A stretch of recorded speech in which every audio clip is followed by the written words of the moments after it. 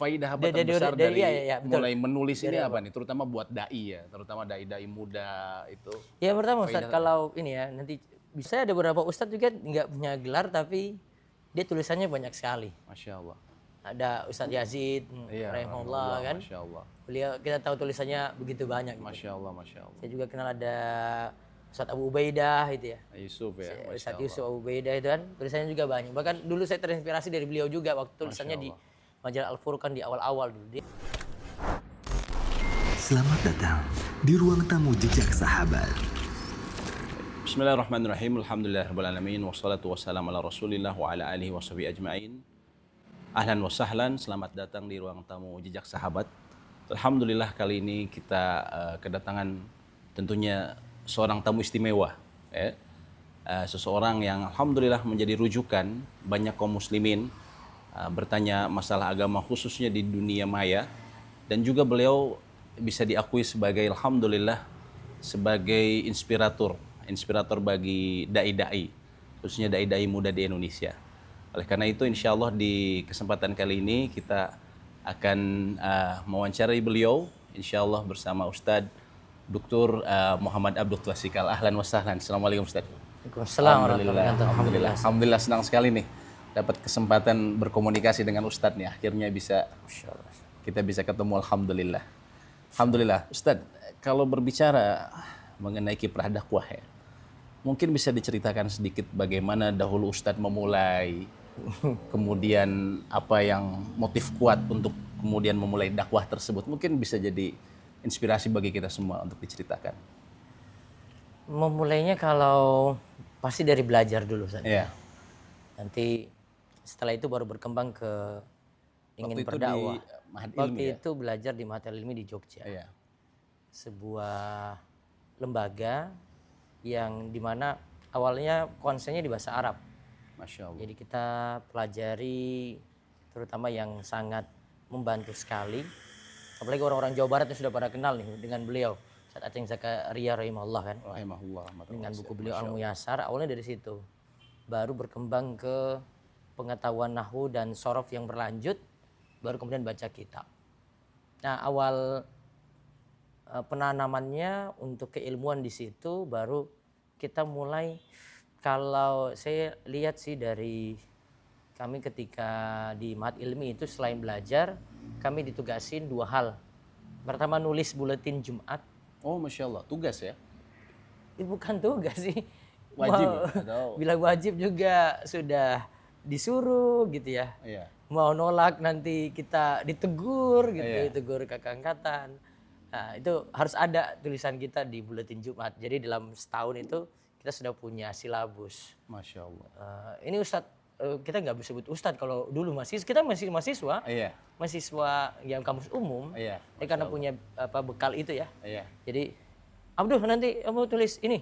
Jadi ada koordinatornya lah. Iya. Koordinatornya Pimred lah, pimpinan redaksi kami sebut. Abduh kamu tulis ini, si A ini tulisin lagi, si B tulisin, terus sampai 1 tahun. Masya Allah. Jadi kita bisa dapat dia 2 atau 3 tulisan mungkin ya, tergantung. Ada mungkin 1 tulisan juga.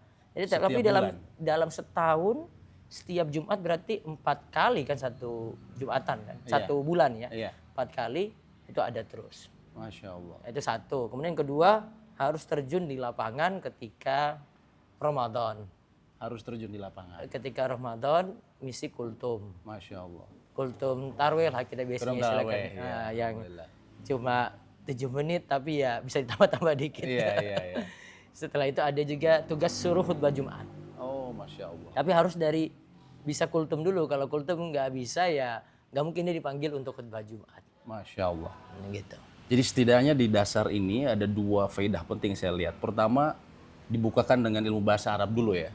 Iya. Jadi kenalkan bahasa Arab sebagai Dikenalkan asas. bahasa Arab dulu. Walaupun kami dari kuliah umum ya. Iya. Tapi kami harus belajar itu. Akhirnya dari situ bisa buka kitab-kitab gitu ya. Bisa baca kitab ulama dengan tentu dipandu terus sama guru di Jogja banyak. Iya. Baru kemudian dari ilmu itu nulis sama ceramah. Sebelumnya punya kebiasaan nulis? Kalau kebiasaan nulis enggak, tapi kebiasaan membaca saja.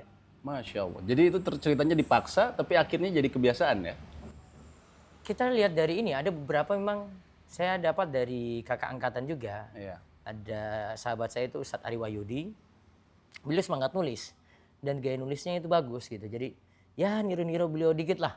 Masya Allah. Walaupun beliau lebih senior daripada saya, tapi berusaha ngikut beliau gitu. Iya. Itu jadi contoh, jadi teladan kita dalam menulis. Nanti setelah sudah punya kebiasaan ya tertarik juga, asik juga nih ya. Masya Allah. Alhamdulillah kan ada ustadz nanti yang koreksi juga. Oh, itu berapa lama waktu itu di sana? Ya kalau dari dunia tulis menulis itu sekitar, saya di Mahat Ilmi itu 2003 sampai 2005, sekitar tahun itu berarti. Mungkin dari 2003 kalau tidak salah 2 kita tahun ya? dari 2003 di Mahat Ilmi. Setelah itu baru serius. Buletin itu sudah dari 2002. Kalau enggak 2003 itu saya lupa. Tahun pas. Tapi masih ada buletin itu sampai sekarang. Namanya Buletin At-Tauhid. Tauhid ya, Masya Allah. At-Tauhid ada juga websitenya Buletin At-Tauhid. Jadi kalau misalnya ada yang butuh-butuh materi ringan bisa ambil dari situ. Masya Allah. Nah, lalu kemudian antum kan memulai dakwah dunia maya ya, dan saya Masya Allah. Allah ibarik fi juhudik, Masya Allah, kita lihat mungkin itu salah satu yang pionir lah ya. Karena ada tulisan tadi itu Ustaz. Oh, dikumpulkan dari... Jadi tulisan yang di buletin itu Iya. dimuatlah di website Muslim or It. Oh, Masya Allah. Jadi tulisan-tulisan kami dimuat di situ. Iya. Atau biasanya ada tulisan yang terlalu panjang. Iya. Di buletin kan dibatasi karena semua lembaran HVS bolak-balik. Iya, betul. Nah, akhirnya ditaruh di web. Oh, awalnya dari situ. Awalnya dari situ. Artinya awalnya cuma untuk menampung itu saja. Menampung itu. Oh, Muslim Masya or It Allah. itu kan awalnya sebenarnya dia tulisan umum ya, tapi akhirnya buletin-buletin itu masuk situ. Iya. Termasuk tulisan-tulisan saya di buletin masuk di situ juga. Oke, terus kemudian Rumah Isot mulai tahun berapa? Karena mohon maaf, Muslim or It itu kan tulisan orang banyak. Iya. Saya itu tulisannya banyak juga Oh, gitu. Jadi Masya saya nggak enak, saya kuasai satu platform sendirian Masya gitu Allah. loh. Ini jadi kalau lihat tulisan dulu itu, Iya. muat upload terus itu. Orang mungkin bosan gitu kan. Udahlah bikin website sendiri. Dulu saya pakai wordpress.wordpress.com. Iya, Masya Allah. Yang gratisan itu. Iya, Terus iya. saya minta sama ada Tahun berapa seorang. itu? Yang jelas Rumah Iso itu ada pas anak saya lahir karena Nama anak. Nama anak, Masya Allah. pasti tahun 2007 gitu. Sejak 2007 ya, Masya Allah. Anak saya lahir 2008 nih, saya nikah 2007, 2008, pasti 2008. Masya Allah. Jadi anak saya lahir terus saya namakan rumahisa.com. Iya, iya. Nah jadi ketika website gratis terus langsung saya mulai berpikir nih, ini tulisan terlalu nggak dimuat-muat nanti gimana, masa saya yang kuasai Muslim or It sendiri ya. Iya, iya. Sudah saya bikin sendiri, akhirnya saya buat WordPress dulu. Iya. WordPress sudah ada. Tapi dari sisi pencarian di Google tuh kan masih kalah kalau website gratisan. Harus yang punya rating tinggi kan yang punya pribadi. Iya. Akhirnya saya telepon seseorang Iya. yang dia itu bisa bantu untuk ini, artinya donatur lah. Iya. Bilang, Pak ini bisa nggak saya punya website sendiri ya? Masya Allah. Saya punya domain sendiri, rumahisa.com. Dari situ nanti tulisan-tulisan saya pindahin ke website ini. Masya Allah. Nah, terus akhirnya saya migrasi tuh dari tulisan-tulisan di WordPress, saya pindahin semua ke rumahisa.com. Masya Allah. Habis Lalu itu mungkin diseriuskan juga ya dengan SEO dan segala macam. dulu nggak pikir Enggak sampai situ. Enggak. Kenapa tulisannya akhirnya di Google sering dicari? Karena ya kuncinya cuma tulisan yang orang butuh. Berarti antum mencoba menaruh isu yang lagi rame mungkin. Lagi rame, Memang antum perhatikan itu tidak ya? juga mesti seperti itu, tapi misalnya Ustadz Haikal cari tulisan cara mandi wajib gimana ya? Iya. Kan pasti di Google cari tulisannya apa? Cara mandi wajib. Itu yang saya pakai itu. Oh, Itu judulnya? aja. Ya. Masya Padahal, Allah. tapi itu kalau dilihat dari sisi kaidah SEO Iya. friendly masuk. Walaupun sebenarnya- saya belum bentuk tim SEO. Masya Allah. Tim SEO itu belakangan karena saya sudah kalah dari web yang mainstream. Website besar gitu, saya sudah Iya. kalah. Iya, iya. Kita di Muslim or It, baik rumahisa.com itu sudah kalah jauh. Akhirnya di situ baru pakai Baru tim kita SEO. sadar semuanya itu. Ini gara-gara dari awal saya nggak seriusin SEO nih. Oh, gitu. Oke, Masya Gitu. Allah. Karena kita bentuk tim lagi untuk perbaiki tulisan-tulisan saya yang lama, Iya. tim ini masuk. Ah, Tolong perbaiki semua tulisan, SEO-nya diperbaiki. Masya Allah. Jadi sebenarnya terjadi secara alamiah semuanya ya? Alamiah Bismillah. semuanya, Masya kebutuhan Allah. gitu. Masya Allah. Jadi antum dulu nggak ngerancang saya harus akan buat situs ini nih. Tapi semua secara alamiah dari mulai tulisan. Masya Allah. Bahkan dari tulisan itu, Iya. jadi saya punya tulisan ada lebih dulu daripada pesantren. Masya Allah. Ingat baik-baik. Iya. Biasanya pesantren yang umum itu kan pesantren dulu baru tulisan kan. Iya. Saya balik. Masya Allah. Saya Rumah Esok dulu, baru Darus Sholihin ada. Masya Allah. Jadi bukan kebalikannya gitu Ustaz. Itu semenjak istilahnya dapat apa ya pendidikan tadi yang waktu di apa Ma'had Al Ilmi itu menjadi habit ya dari mulai asalnya Karena, terpaksa nulis. Jadi dulu kesenangannya gini. Ini tulisan-tulisan saya kan bencatan kaki itu. Iya, iya. Ustadz tulis apa di kitab, Ustadz bahas apa di kitab. Iya. Kita kan ada kosakata yang kita baru tahu terus Iya, kita ini ya. iya. Terus ada fawaid-fawaid yang ada di kitab itu yang kita ini kan kadang pakai stabilo kalau saya kebiasaannya. Iya, betul. Saya stabiloin atau catatan tambahan saya kasih di sebelah kanan atau sebelah kiri tuh. Iya. Akhirnya dari tulisan itu saya selain terjemahin saya masukin faedah-faedah tadi. Oh, Masya Akhirnya Allah. jadi tulisan. Masya Allah, Masya Allah. Dulu kebanyakannya di kitabnya Ibnu Taimiyah sama Ibnu Qayyim. Masya Allah. Ini kalau saya biasanya ngisi itu saya bawa kaidah Ibnu Taimiyah, Ibnu Qayyim terus gitu. Masya Allah, Masya Karena Allah. memang kebiasaan dari dulu gitu, dari kitab-kitab mereka. Dan apa yang setelah beberapa tahun ini ya Alhamdulillah hampir 20 tahun kalau gitu ya. Kalau dari 2007 tadi, 2008 hampir 20 tahun. Iya ya, jumlahnya udah 20 tahun betul. Faidah apa Dari- terbesar dari- dari iya, betul. mulai menulis ini apa nih? Terutama buat dai ya, terutama dai-dai muda itu. Ya pertama Ustaz, kalau ini ya nanti bisa Ustaz kalau praktekkan maupun yang lainnya ya Ustaz yang lainnya bisa praktekkan ya. Bahkan saya sering kasih motivasi seperti itu. Iya. Orang kalau sudah menulis, pertama dia lebih semangat cari ilmu lagi. Dia pengen nambah ilmu baru lagi. Masya Allah. Terus yang kedua, lebih sistematik kalau berbicara ataupun menulis sesuatu. Kita kan kebiasaan kalau menulis meskipun juga tulisan umum ya, Iya, pasti mukaddimah, isi, penutup. Ya, ada kesimpulan. iya. Ya kan kebiasaan kayak gitu. Maka kalau dia pakai tulisan ini juga untuk bicara depan publik, Iya. juga sama, pasti ada mukaddimah, isi, penutup. Oke, oke. Nah, itu jadi bahannya sistematik sehingga nanti poin-poin apa yang dibahas dalam isi kan juga ada subjudul-subjudulnya ya. Iya, oke. Subtitle-subtitlenya apa ini ya, judul ini, judul ini, judul ini. Oke. Gitu. Begini Ustadz, banyak dai-dai muda ya, mungkin lulus dari universitas-universitas Islam ya internasional gitu ya, dari Saudi ataupun dari Indonesia. Setelah lulus, alhamdulillah dia mungkin juga di sekolahnya nilainya tinggi gitu ya, hafalan banyak, hadis juga banyak, ilmunya masya Allah. Tapi dia kadang nggak pede gitu ya. Bahkan untuk nulis dia ngerasa, waduh masih banyak orang yang pinter. Ada doktor, ada ini. Nah itu bagaimana Ustadz ceritanya memupus seperti itu buat dai-dai muda tuh? Setahu saya ada beberapa ustadz juga nggak punya gelar tapi dia tulisannya banyak sekali. Masya Allah. Ada Ustadz Yazid, Iya, rahimahullah kan. Masya Allah. Beliau kita tahu tulisannya begitu banyak. Gitu. Masya Allah, Masya Allah. Saya juga kenal ada Ustadz Abu Ubaidah itu ya. Yusuf ya, Masya Ustadz Allah. Yusuf Abu Ubaidah itu kan tulisannya juga banyak. Bahkan dulu saya terinspirasi dari beliau juga waktu tulisannya di majalah Al-Furqan di awal-awal dulu. Beliau itu tulisan beliau dari majalah Al-Furqan di isi pertama. Dulu saya punya tulisan itu. Dari bahkan di toko buku waktu itu kayaknya cuma saya yang punya itu di Jogja. Karena saya beli yang kumpulan edisi pertama, saya koleksi itu. Baru setelah itu saya setelah masa kuliah nggak koleksi lagi. Iya. Nah, ada tulisan-tulisan dari ustadz yang nggak punya gelar. Itu yang buat jadi motivasi antum ya, antara lain. Di samping itu, iya itu satu. Samping itu ya ilmu itu lebih tertanam kalau lewat tulisan dibandingkan dengan rekaman video kayak gini. Iya. Rekaman video YouTube bisa jadi nggak masuk di algoritma. Kalau rekaman bisa jadi rekamannya hilang juga. Tapi kalau tulisan dari zaman ke zaman kok ada terus. Masya Allah. Imam Nawawi dari dulu tulisannya ada terus sampai sekarang ini. Masya Tinggal nanti dicetak ulang aja. Masya Imam Bukhari juga kan dari dulu ada tulisannya tercetak ulang aja Masya tuh Allah. Sahih Bukhari.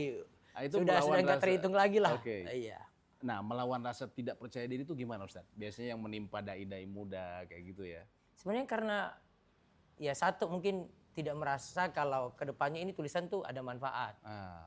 Itu ya satu. Terus yang kedua kalau tidak percaya dirinya karena di depan umum itu sebenarnya ada jam terbang yang perlu dilatih.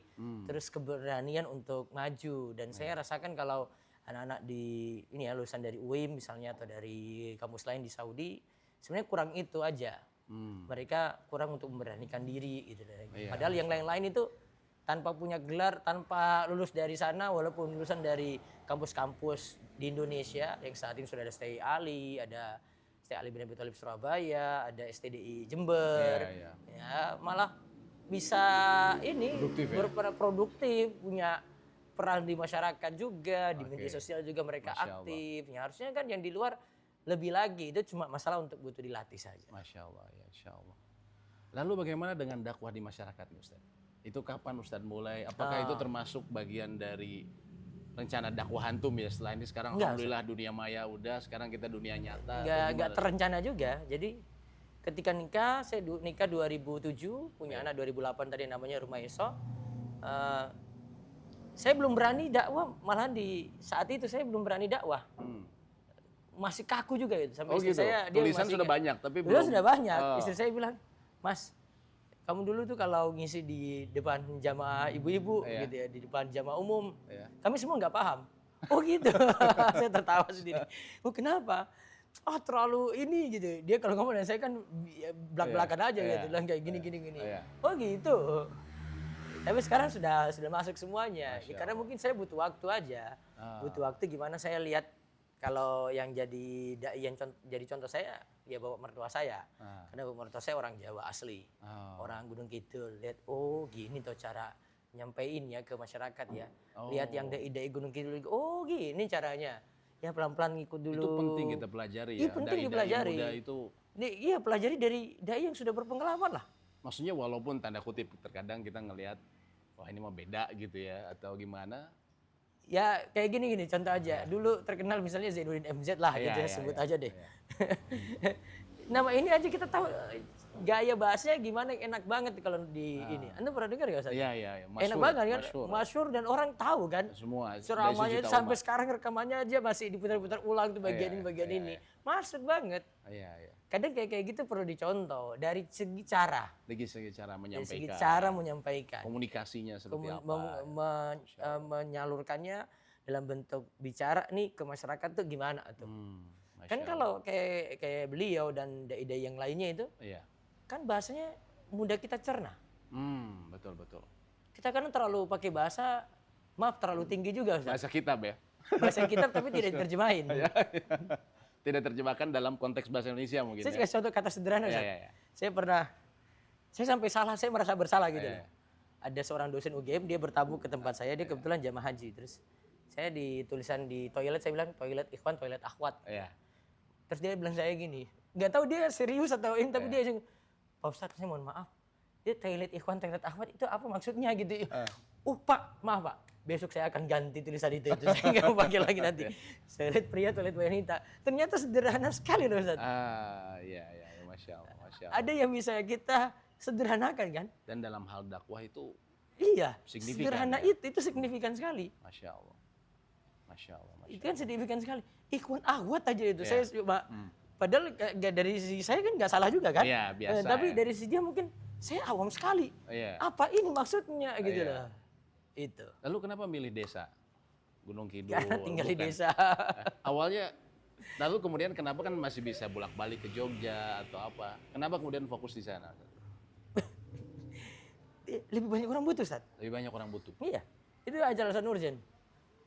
Dan insya Allah nggak ada yang banyak bersaing dengan kita kalau di desa. Masya Allah. Iya. Itu alasan lain lagi. Tapi yang sering mungkin ya, para da'i itu merasa kebingungan. Desa ini kan terkadang ya butuh waktu aja, butuh waktu, butuh kesabaran, butuh penyesuaian kayak tadi saya sebut, itu aja. Nah itu apa tuh langkah-langkah strategis yang menurut antum menjadi poin penting ketika masuk ke desa, apalagi yang mungkin latar belakangnya itu homogen tapi dalam tanda kutip kubu yang berbeda. Allah itu sebut di At-Tawbah 128 tuh Rasulun min anfusikum, Rasul dari kalian sendiri. Apa konsepnya Rasul dari kalian sendiri? Itu dari kalangan kalian. Jadi dai itu sebaiknya ya dekat dengan rakyatnya, akrab dengan rakyatnya gitu loh. Masya Allah. Sebenarnya butuh itu aja. Gimana sih ketika ketemu rakyat biasa, jamaah gitu, secara jamaah umum, kita bisa duduk bareng dia nggak? Minimal, mana Ustaz? Kalau tipe saya itu kalau di jamaah desa terutama ya. Kalau di kota mungkin agak terlalu ini ya. Ya mungkin orang kota nggak biasa. Tapi kalau kebiasaan saya kalau di desa itu setiap kali saya masuk pasti saya salamin jamaah dari awal sampai depan gitu loh. Semua yang ada di pinggir. Itu salamin sampai depan. Iya, Masya Allah. Itu sudah menunjukkan kedekatan sebenarnya. Itu umum mereka di desa umum, seperti itu. Umum. Justru kalau yang kayak gitu harus kita pelajari ya. Justru kalau kita nggak kita dibilang sombong, Ustaz. Oh, masya Ini Allah. beda Ustaz, ini mana kita. Di kota sih hal yang Ya, aneh. yang Tapi kalau aneh di- kan? ya, oke, masya Allah. Bagi saya seperti itu. Iya, iya. Negur mereka, saya berusaha tahu mereka juga. Iya. Apalagi kalau ini toko, saya harus bisa dekat. Ada dekat, ada akrab tadi itu. Itu penting. Baik. Oke. Penjabarannya berarti apa? Antara lain mendekati toko. Mendekati toko dengan masyarakat jangan terlalu jauh. Bentuknya apa? Kadang dalam simpel aja Ustaz, sarungan biasanya. Oh, pakaian, dari pakaian. Pakaian aja. Masya Allah. Nggak terlalu jauh dengan mereka. Iya, iya. Kalau mungkin saya ketika umroh saya jubah, tapi kalau kembali ke desa, saya sarungan lagi pecis kayak begini terus baju biasa aja. Itu buat psikologis mad'u ngaruh ya? Sangat Saya nggak ada jauh dengan ustadz gitu. Jadi mereka bilang gitu ya. Kita biasa aja. Maka mereka kalau ketemu saya biasa aja kayak panggil kayak teman gitu. Ustadz gimana Ustadz? Masya Allah, Masya Allah. Tegur gitu. Alhamdulillah. Tegur biasa gitu. Ustadz gimana? Mohon maaf. Sampai nggak masuk kajian aja mereka WA saya tuh. Masya Allah. Ustadz maaf saya nggak bisa masuk Ustadz. Iya. Istri saya lagi sakit. Gitu. Atau Ustadz ada acara di tempat saya. Itu pengaruhnya. Masya Allah, pendekatannya, Masya Allah. Nah terus bagaimana itu bisa sampai masif ya? Anda lihat Masya Allah sampai ribuan orang. Kuncinya cuma satu Ustadz. Antum harus datang ke sana kayaknya. Masya Allah. Maksudnya antum setiap kecamatan dideketin semua tokohnya Iya. atau bagaimana? Tapi nanti ini kayaknya lebih bagus datang sana Datang sendiri. ke sana insya Allah. Nanti video ini bisa berlanjut langsung. Insya Allah kita langsung ke sana ya. Langsung ke kunjungannya, sana. Masya Allah. Alhamdulillah. Insya Allah. Insya Allah. Baik, insya Allah baik demikian mungkin pembahasan kita secara ringkas mengenai dakwah beliau ya, karena juga waktu yang memisahkan kita. Insya Allah kita akan ketemu di lain kesempatan. Jazakumullah khair Ustadz, semoga memberikan manfaat dan juga inspirasi buat kita semua, dan semoga Allah menjaga antum terus dan juga memberikan semoga menjaga kaum muslimin seluruhnya di Indonesia. Amin. Allah jazakallahu khair. Assalamualaikum warahmatullahi wabarakatuh. Waalaikumsalam warahmatullahi wabarakatuh.